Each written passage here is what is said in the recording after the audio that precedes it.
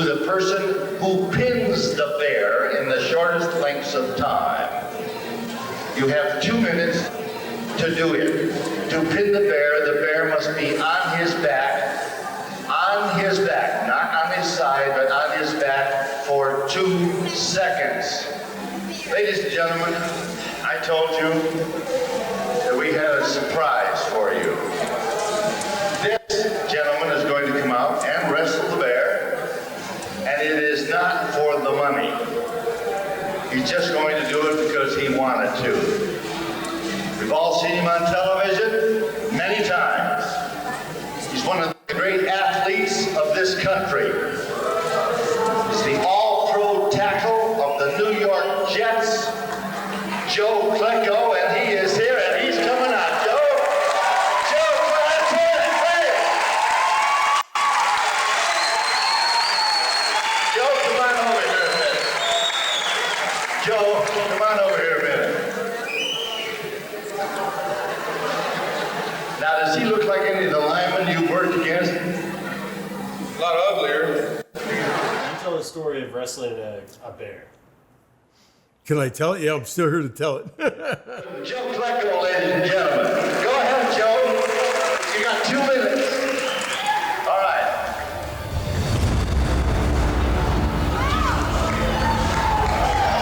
Hey, give Joe a hey, clap on a hand here.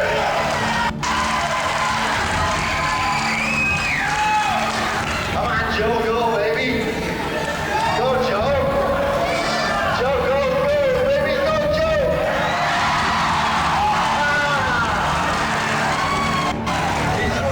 Was that beautiful?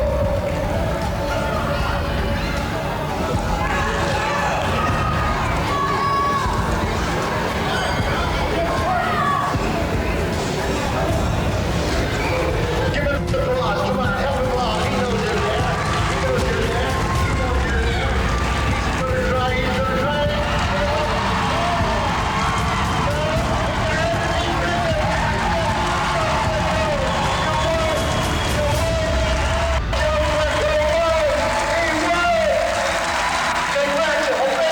He's gonna try. He's gonna try. What does it take to walk amongst the immortals? How far would you go to fulfill your own destiny? In football, there is one place that stands above the rest, where the best are bronzed with the game's highest honor, a golden road to gridiron supremacy. This is the call to Canton.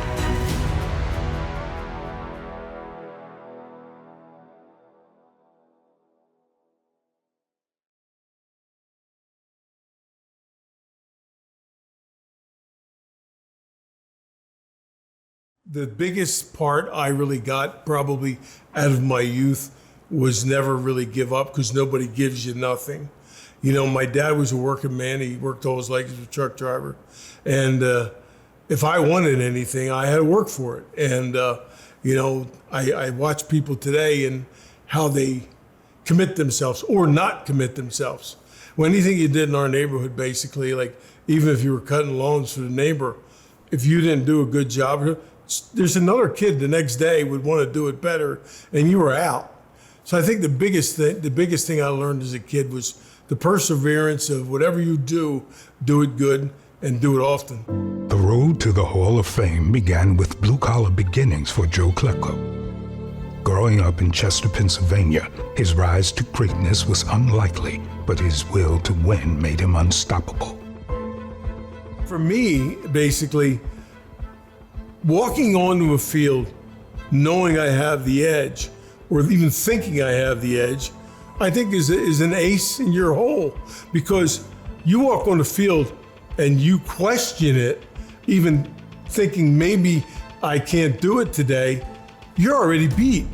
So that mental game that I used to play with myself, and the biggest part for me was when they played the national anthem, I would pick out the guys on the other side I was playing against, and I would just act like I'm talking to them and telling them what I'm going to do to them, you know, in my heart. I was always motivating myself not to lose. And I never wanted to lose a play. Not the game. I never wanted to lose one play. After a dominating career for the green and white, there was only one more box to check for one of the game's all-time greats. In February of 2023, Joe Klecko received the call every football player dreams of. Flipping on the TV and watching this guy sack everybody in his sight, and the fact that I'm here for this night gets me a little verklempt, if I may use the word here in Canton. Part of the New York Sack Exchange. He earned Pro Bowl honors at 3 different positions. He's defensive lineman from the New York Jets. Joe Klecko. Yes. Ladies and gentlemen, it's time for another cannonball run. This one's through Gold Jackets. Ladies and gentlemen, it's time for Joe Klecko to go in the Pro Football Hall of Fame.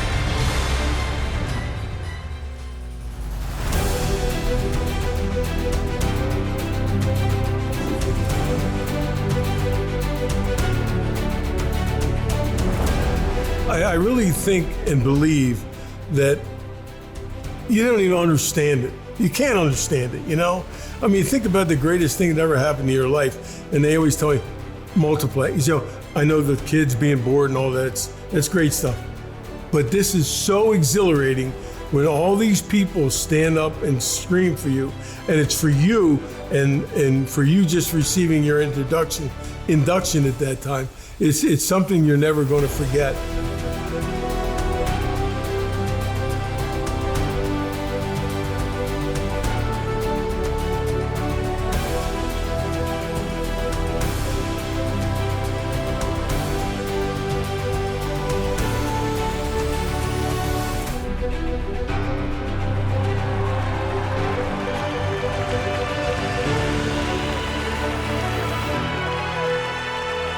A member of the New York Sack Exchange is cast in here in Canton. Joe Klecko.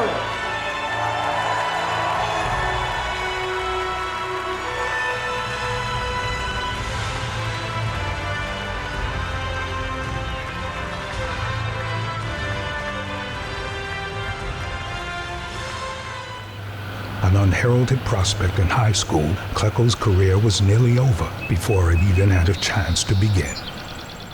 Well, it's a great little tale, really, because I was out one day.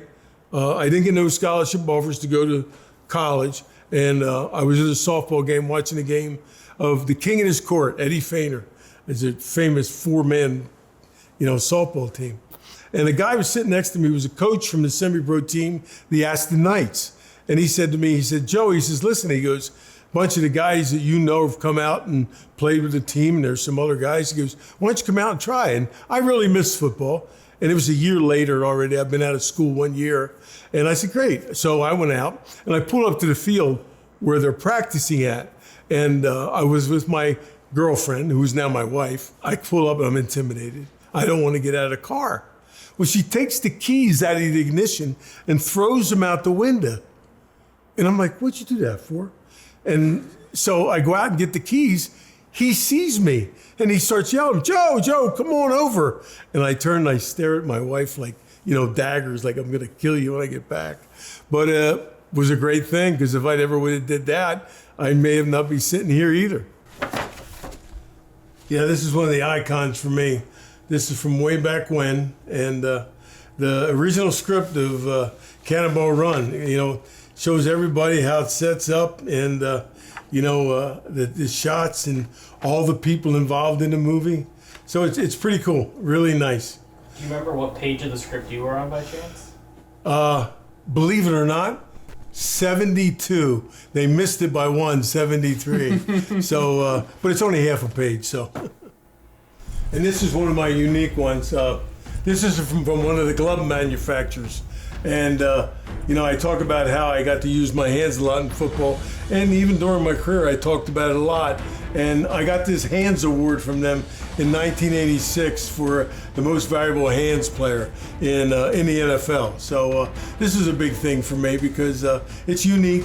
Not many people have one of these, and I treasure it. When you look at that photo, like, what do you think back on your entire playing career? And that's the only reason it hangs here, but to tell you the truth. Reason being is because this is what I'm portrayed as, a hard-working, blue-collar guy, and that's why I hung it. It's the only picture, really, if you see in here, of myself alone, because that's what I want to be remembered as, a tough-working, hard-working guy that never gave up, and that kind of epitomizes that picture.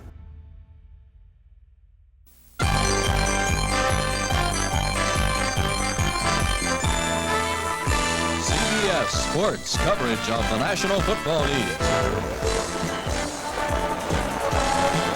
So the start of the fourth quarter here at Shea Stadium, and the New York Jets leading handily 21-3. Didn't we need to win this game to make it to the playoffs? Oh, we also put the Giants in the playoffs by winning this game. So it was a big New York weekend. Yeah, but they also had Lynn Dickey. Yeah, I forgot who was saying. Lynn Dickey, he was back there between the two guards. He had no mobility. He probably had more braces on himself than the whole entire offensive line. And he didn't understand how I played with my strength, and he'd get under people and stuff. He's in this appearance with me, and he's going, dude, and he's trying to grab me. I said, wait a minute, the game's over. I mean, it's like, 10 years after the game, and he's trying to understand how I did it because, in a couple of these, I don't know whether it was the first half or second half, but a couple of them, I threw the offensive tackle on top of Lynn Dickey. They couldn't get over how I did it, and that's what was the funny part about it. Yeah, I think one thing I remember about the game is all the fans coming on the field after the game and ripping down the goalposts. Yeah. And we had to get ready. I think we played Buffalo the following week and lost in the wild card. Yeah, that was the first time we were in the playoffs in a long, long time. And that game was so big.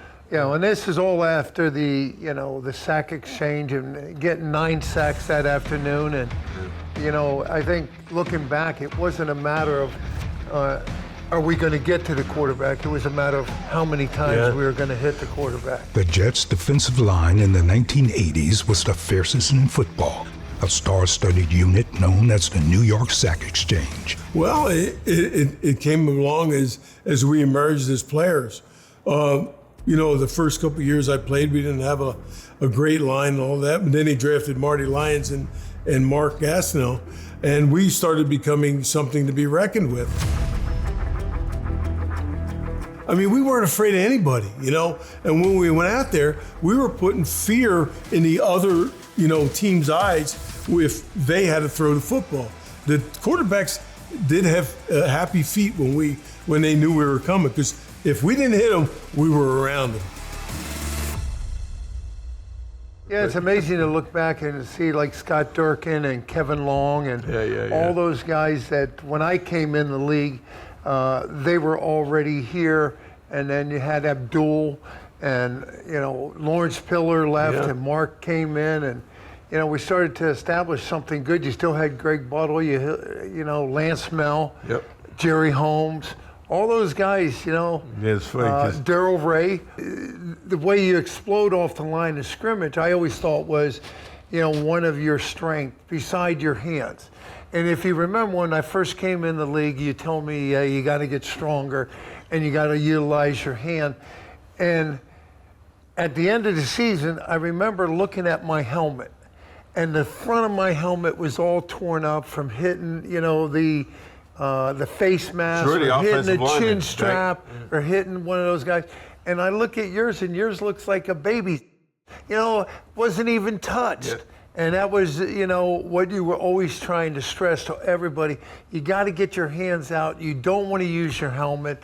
And I think that looking back, the way you anticipated a snap count. You weren't always right. You know that. You jumped off. I think I remember Buffalo back-to-back plays where you jumped off to start the game. You were off 1st and 5, first down. Then all of a sudden, you know, I'm looking at the Buffalo Bill guys, and they go, "Hey, is he okay?" Defined by his versatility and strength, Klecko's best season came in 1981 when he notched a team record 20.5 sacks. It was my drive not to be denied, because that season I had Marty stepped on me and sprained my foot, and the metatarsals in the top of my foot were so bruised and all, I couldn't walk on my foot. So the doctor said, "Joe, you know, you can wait out 3 or 4 weeks and we'll see what happens and how much better it gets." I says, "Wait out?" I said, "You gotta be kidding me." I told him, I said, "Can we shoot it up?" He says, "Yeah, I don't think it'll hurt anything." And I said, "Doc, help me more." I said, "You don't think it will or it will?" And he said, "No, today I have no problem with my foot." So it never really hurt me. But the one thing about that did was I never wanted to think that I would be able to be slowed down by that kind of injury. And it drove me, and it drove me more and more. And the thing about with me is that was my attitude when I came into the game. Give me and tell me that I can't do something, and I was going to do it. We're going into this game trying to, you know, make the playoffs. So were they. And it goes to show you, they had 27 yards. That was amazing. We had our way that day. And you could tell, I mean, this is the second half, and you could tell the way he's throwing the ball and getting rid of the ball. And you know, if you watch, now let's watch this play. I guarantee you, the whole pocket's going to collapse between inside what you and Abdul did all the time. That was the best part. He could never step up. Now watch the pocket. The pocket goes away. And he feels that pressure. And that's what it was really good. I mean, I think the one thing that Mark and I got a lot of accolades over was actually hitting the quarterback. But when a quarterback can't step up, I think, you know, one of Tom Brady's greatest results of his career, you know, when he had Belichick and Dominic Skarnecki was the offensive line coach, they allowed him to step into everything. Now you can see just here that, you know, how Dickey has a tough time stepping into the ball. And that's terrible for a quarterback that can't do that. And that's because the pocket was always collapsing around him, you know, and making him hurry to throw. Well, the other thing that they couldn't do as an offensive line, you can't double team you and leave Mark free. Yeah. You can't double team Mark and leave you free. It was just that constant pressure coming from the outside. There you are, limping again. I think that's the foot that I probably stepped on. Yeah, but, you know, you may be a hero. I don't even remember doing that, but you did get the Ed Block Award after that season, yeah, you know? Yeah. I could care less about the limelight. All I give a damn about was if we won. And that's all I cared about. And the guys on the team, we all grew up together. And that was the great part about us as a team. We all came up and played together. And that's how it worked out for us. That's why we were a better team, because of how we were together.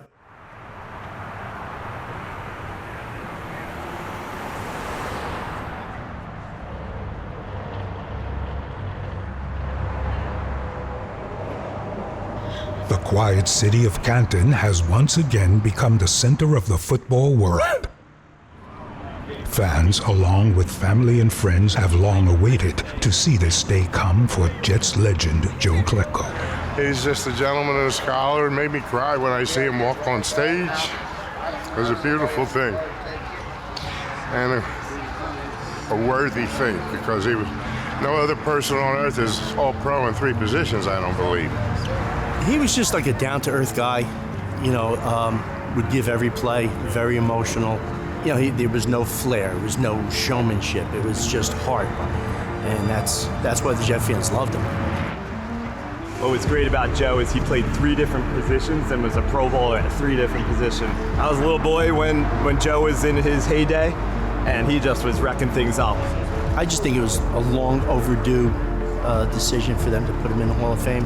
I think he should have been put in years ago, just by his play and then just how he was on and off the field. You know, there was no distractions. He was all business. Thanks for all the great years. Great play, great leadership. Joe, congratulations. Finally be here to enjoy this moment with him. It's awesome experience. Finally, he got his due, man. That's all I can say is congratulations, Joe. You made the Jet fans really, really proud. Whether you were banged up or not, you were always on the field, and that's a true professional.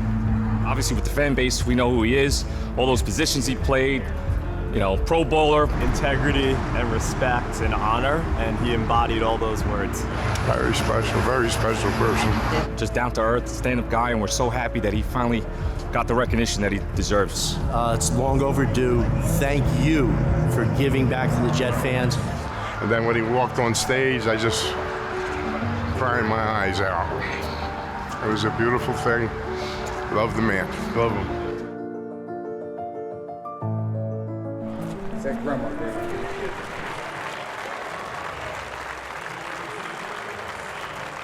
I am honored and privileged to present my friend Joe Klecko for enshrinement to the Pro Football Hall of Fame. Ladies and gentlemen, presenting Joe Klecko for enshrinement in the Pro Football Hall of Fame, teammate Marty Lyons.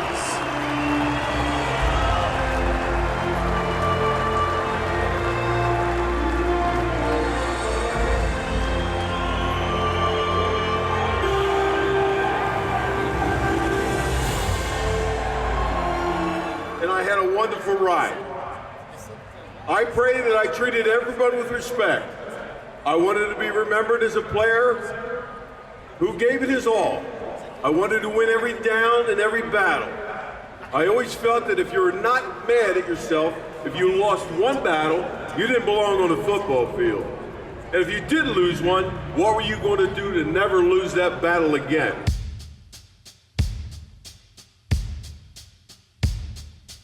For number 73, the road to the Hall of Fame took many different turns. Driven by perseverance and grit, Joe Klecko has landed his rightful place in football heaven.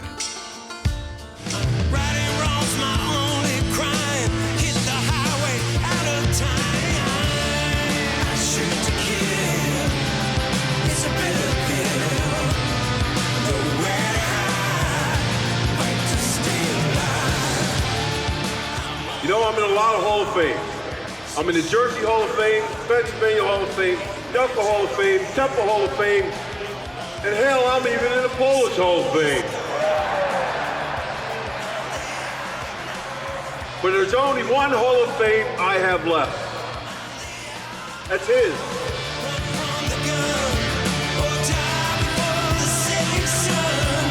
The guys, when they played against me, and they always said about toughness, and they said, Joe, you were that guy that everybody thought about with toughness. I played it like, do unto others as you want done unto yourself, and that's how I played the game. Now I can't leave without acknowledging my faithful Jet fans. Fireman